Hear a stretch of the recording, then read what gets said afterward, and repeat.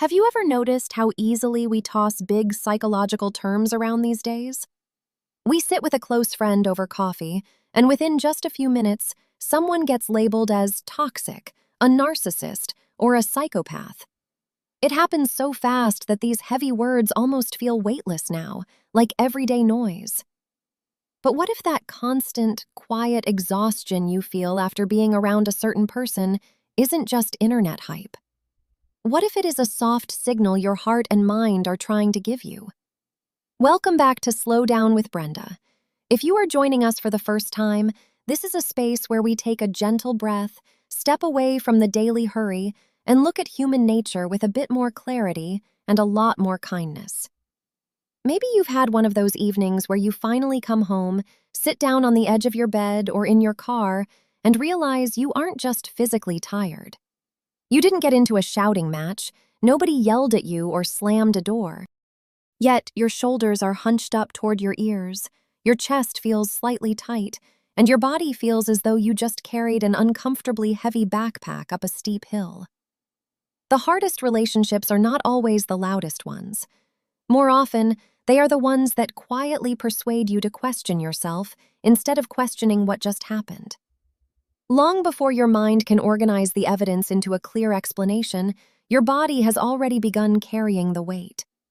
When we talk about people with dark or difficult personality traits, we aren't usually talking about villains in dramatic crime movies. Most of the time, we are talking about ordinary people who move quietly through our daily lives.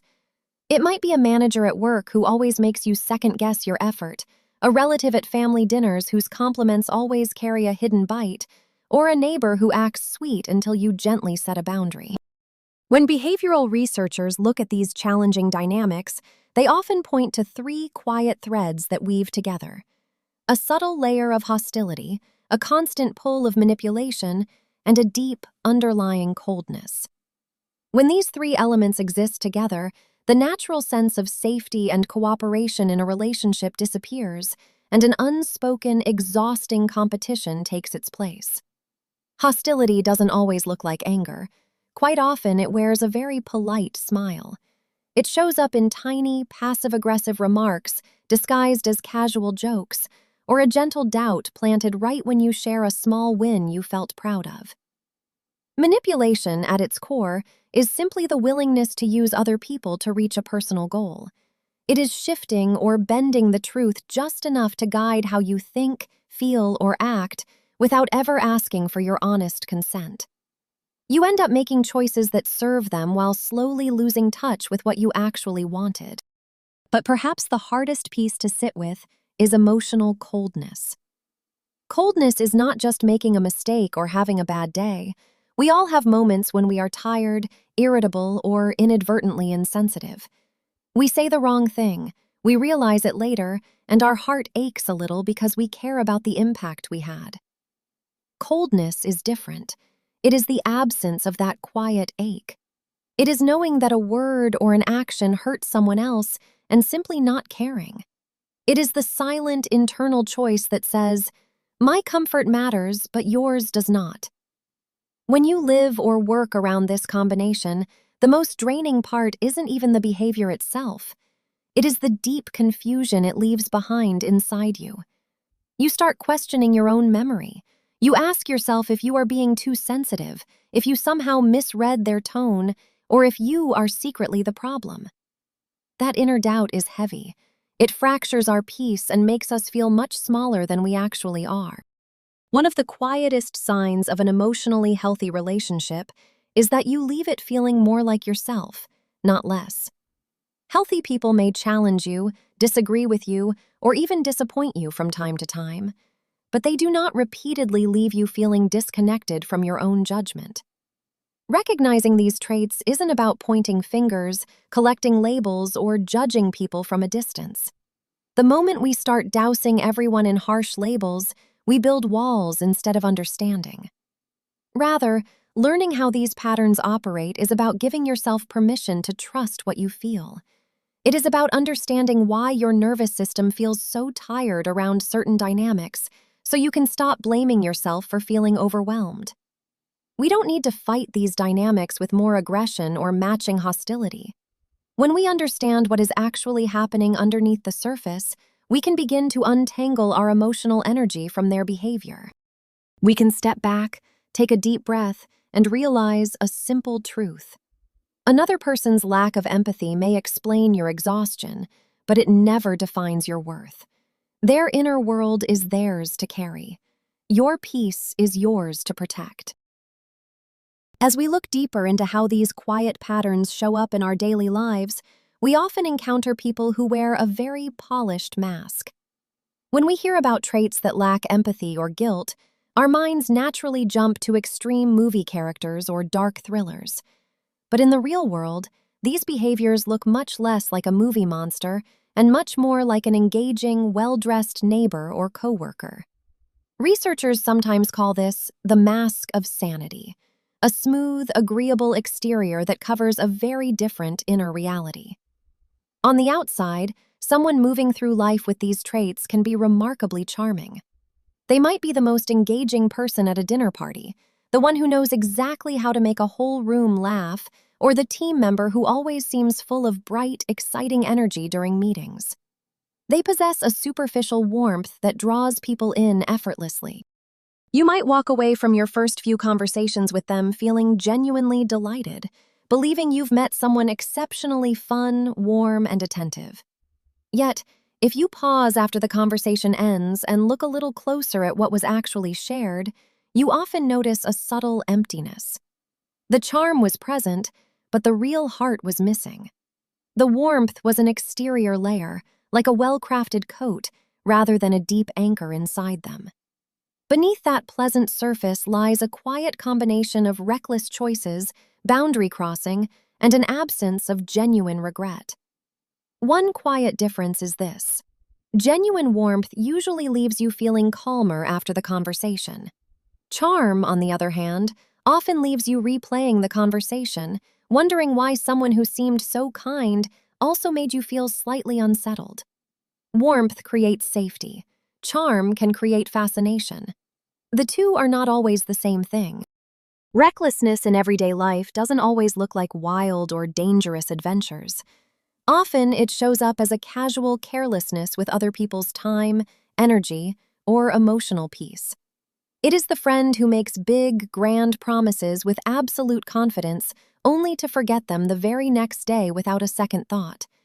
It is the colleague who enthusiastically signs up for a shared project, takes all the initial praise, and then quietly disappears when the real, steady work begins, leaving you to clean up the mess alone. There is a parasitic rhythm to this dynamic, taking space, enthusiasm, and support from those around them while quietly avoiding the steady, responsible effort that healthy relationships require. Then there is the quiet disregard for basic personal boundaries. These aren't necessarily written rules or legal limits, but the gentle, unwritten agreements of social respect, privacy, and kindness. Maybe you explicitly tell a colleague or a relative that you prefer not to discuss your personal choices or family struggles. A person with these traits might smile warmly, nod, and then immediately push past that boundary in the very next breath, asking an intrusive question with a friendly grin. If you pull back or try to hold your boundary, they might tilt their head and subtly imply that you are being overly defensive, making you feel unreasonable for simply protecting your private life. One of the most disorienting signs to watch for is a subtle mismatch in their emotional reactions. You might share a piece of genuinely painful news, and while their words express polite sympathy, their eyes remain completely flat, distant, or cold. Conversely, when someone else experiences a minor setback or an embarrassing mistake, you might catch a brief, quiet smirk flicker across their face before they quickly adjust their expression back to politeness. Their emotional displays often feel performed rather than felt. When someone like this crosses a boundary, breaks a promise, or disrupts your peace, you will rarely hear a true apology. They might say the words, "I'm sorry," if it helps them smooth over a moment, but there is no quiet reflection behind it, no ache of conscience, and no real effort to repair the trust that was broken. Because they do not feel guilt, they simply move on to the next moment as if nothing happened, leaving you standing in the middle of the emotional residue. It is so easy to blame ourselves when we feel unsettled by someone who seems so pleasant on the surface. We tell ourselves, "They were so nice to me today. Why do I feel so uneasy?" But your inner instinct often senses the lack of real care long before your logical mind can fully explain it. Sometimes we dismiss that feeling because we think kindness should always feel pleasant. But genuine kindness doesn't just make you feel appreciated in the moment, it leaves you feeling respected afterward. One of the quiet signs of emotional maturity is that someone can hear your boundaries, your disagreement, or even your no without needing to make you feel guilty for having them. Understanding this mask isn't meant to make us suspicious or closed off toward people who are naturally charismatic or friendly. Genuine warmth exists, and many people are delightfully engaging without any hidden motives. But when charm is consistently paired with a pattern of broken boundaries, zero accountability, and a lack of care for your well-being, it is simply a quiet reminder to step back. You don't need to confront them, expose their mask, or demand that they admit their lack of empathy. You simply need to recognize the pattern so you can stop handing over your peace and give your energy to relationships that are grounded in real, quiet respect. When we move from charming surface behavior to long-term strategy, life can start to feel like an unstated game of chess. While some difficult behaviors stem from sudden recklessness, there are other patterns that are remarkably patient, quiet, and calculated. In this dynamic, people are not viewed as individuals with deep feelings or independent needs, but as positional pieces on a board, to be moved, used, or quietly set aside when they are no longer helpful. Perhaps the deepest difference isn't intelligence or confidence, it is perspective. Healthy relationships begin with the quiet belief that people are ends in themselves. Manipulative relationships begin with the quiet belief that people are useful. Everything else tends to grow from that single difference. Someone moving through life with this strategic mindset is deeply focused on status, control, and personal outcome. Every interaction carries an unstated, silent question underneath the polite small talk. How can this person serve my path? There is rarely a moment of simple, agenda-free connection. Instead, relationships are measured by utility, what you have, who you know, or what you can offer to help them move forward. In a workplace, this pattern often looks like a colleague who manages their image with quiet perfection. They know exactly how to speak to leadership, always saying the right words, offering enthusiastic praise, and painting a picture of total dedication. Yet, away from the manager's sight, the story is very different. They might quietly pass off your ideas as their own in a meeting, subtly undermine your confidence behind closed doors, or take full credit for a project you spent weeks bringing to life. They don't do this out of sudden temper or anger. They do it strategically, keeping minor mistakes or embarrassing details about others in their back pocket, waiting for the precise moment when sharing that information serves their own promotion. In a family or a friend group, this dynamic shows up as silent division. A strategic person might act as the trusted confidant to everyone, listening attentively to your private worries. But later, they gently drop small rumors or misinterpretations between relatives, creating subtle misunderstandings without ever getting their own hands dirty. By quietly fracturing the trust between others, they ensure that they remain the central, indispensable figure whom everyone turns to for advice. They thrive when people are divided because division makes people so much easier to influence. People often assume manipulation is mostly about lying, but many of the most effective manipulators tell just enough truth to earn your trust. What they quietly distort is not always the facts. It is your perception of yourself, of other people, and of what feels normal.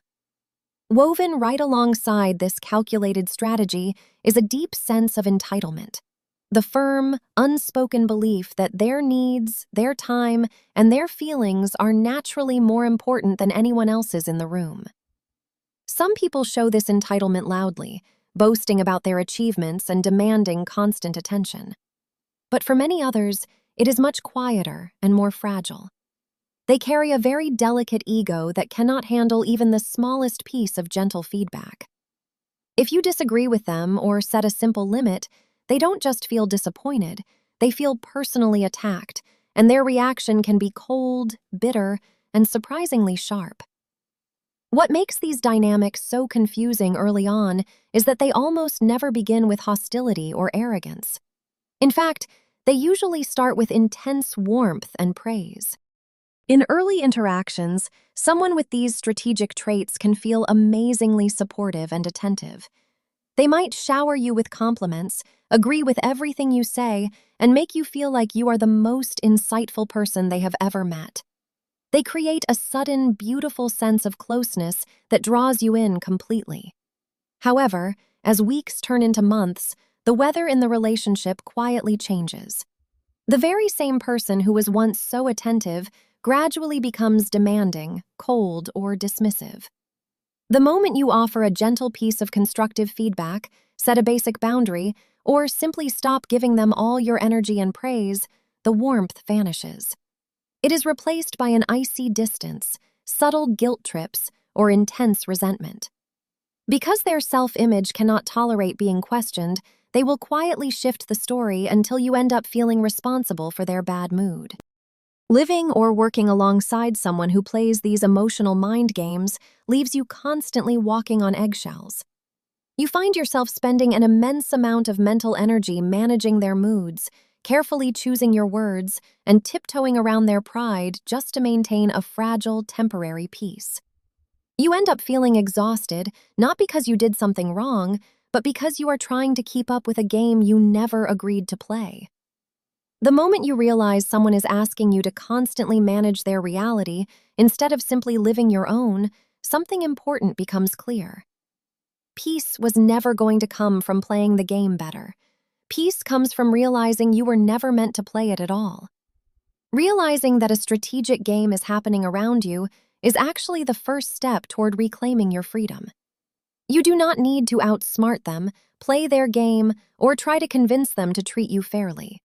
Once you recognize that you are being positioned on a board, you can simply choose to step off the board entirely.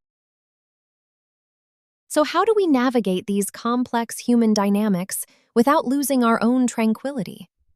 How do we protect our peace when we have to work with, live near, or interact with someone who is consistently strategic, emotionally cold, or manipulative? The answer doesn't lie in playing complex psychological mind games, pointing fingers, or engaging in endless debates. Trying to beat a strategic person at their own game only drags you down into an arena that drains your life force. Instead, protecting yourself begins with one clear, deeply reliable observation: watching how they treat the people they cannot use. When someone wants something from you, whether it is your time, your skills, your money, or your social approval, they will naturally put their best foot forward. They will be attentive, remarkably polite, and intensely engaging. But pay close attention to how they treat the person behind the coffee counter, the driver in the car, the quiet assistant at work, or anyone who holds no power, status, or utility in their eyes. Look at how they speak to people when they think no one important is watching. If you observe a consistent pattern of subtle cruelty, dismissiveness, or casual disrespect toward others, please do not assume you will remain the exception forever. You may be in their favored circle today because you offer something valuable, but the moment your boundaries no longer align with their desires, that broader pattern of behavior will eventually turn toward you. Recognizing this isn't an act of cynicism, it is simply an act of gentle, quiet clarity. The most important step you can take when dealing with these cold personality patterns is to stop trying to make them understand your pain. Because emotional coldness often stems from a fundamental absence of real empathy, explaining how much their behavior hurts you rarely inspires them to change. More often than not, it simply provides them with detailed information about your vulnerabilities, showing them exactly where you are soft, where you feel guilty, and where you can be swayed. One of the quietest forms of strength is realizing that not every person is capable of giving you the understanding you long for. Acceptance is not giving up on yourself. It is giving up the exhausting hope that someone without empathy will eventually respond with empathy if you can only explain yourself well enough. Instead of fighting, pleading, or exhausting yourself trying to win an argument, we return to ourselves. We practice what we might call emotional quietness. When you must communicate with someone who exhibits these patterns, keep your language simple, factual, and neutral. Do not over-explain your decisions. Do not offer long, defensive justifications for why you are setting a boundary. A simple, calm, "No, that doesn't work for me," or "I am not comfortable with that," is completely whole on its own.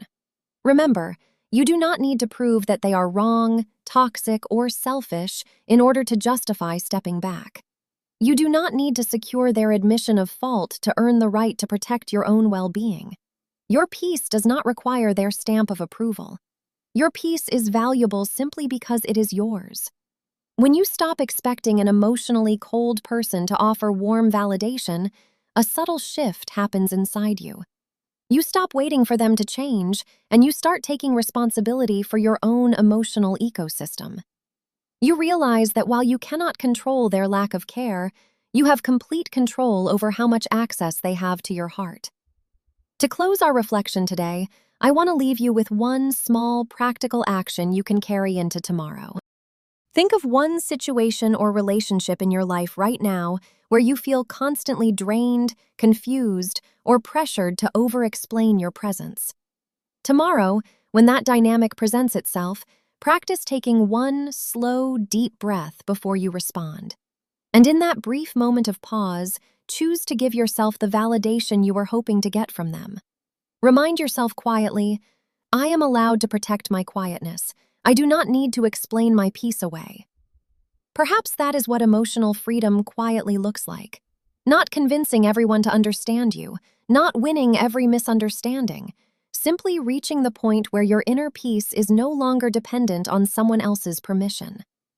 Slow down, carry life a little lighter, and remember that protecting your heart is never something you have to apologize for. You are doing just fine, and you deserve a life that feels calm, clear, and completely your own.